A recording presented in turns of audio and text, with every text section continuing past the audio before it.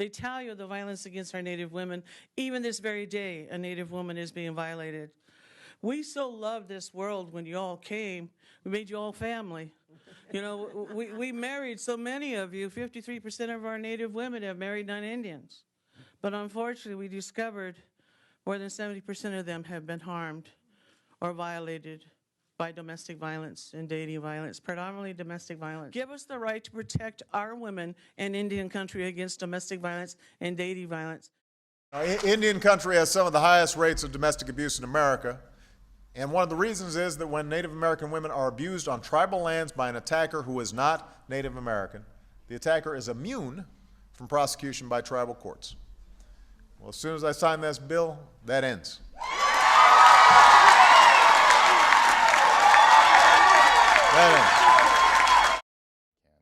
It's incredible. It really is incredible because we have, women, we as Native people have just really kind of been pushed down. We're like at the margins of society anyway.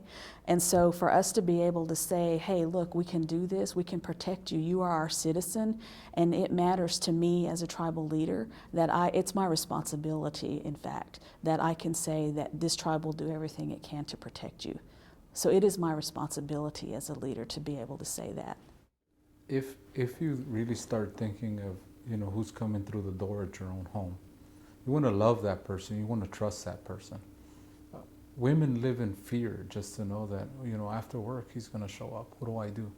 How do I treat him? How is he going to, and sometimes, lots of times after a beating happened that night or that day or that week, and these women, when you start talking to them and interviewing them and hearing their story, they just fear their own house. They fear their own family. They fear their own lives, just to let alone just that person that's coming through the door might not hold it together today, and it might happen again.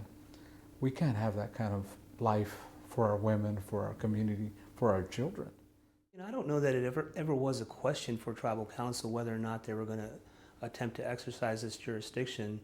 We knew we had a problem with non-Indians committing crimes on the reservation. We knew that we had victims and tribal members that were facing,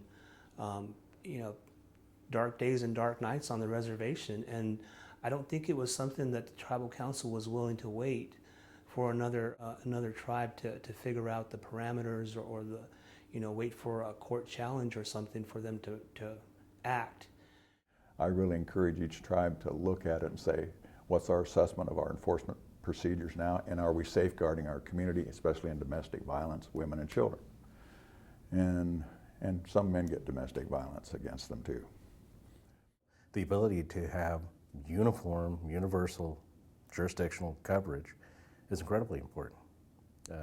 It allows the system to work. It allows a system that can ensure public safety for the community, the whole community, not just particular individuals. From a tribal court judge's perspective, exercising this jurisdiction and doing it right, that's all for the 7th generation. To change the levels of violence in our communities, to make sure that my grandson or my daughter aren't victims or victimized by domestic violence, to make sure that 3 generations from now, when my grandson is having grandkids, he doesn't even have to ask that question. That he can just say, what's the big deal about having jurisdiction over people within the boundaries of your reservation? But once this authority is restored, tribes have a responsibility to use it, have a responsibility to use it, to enforce it, enforce the law, prosecute, stand for the women who have for too long endured not just injustice, but indifference.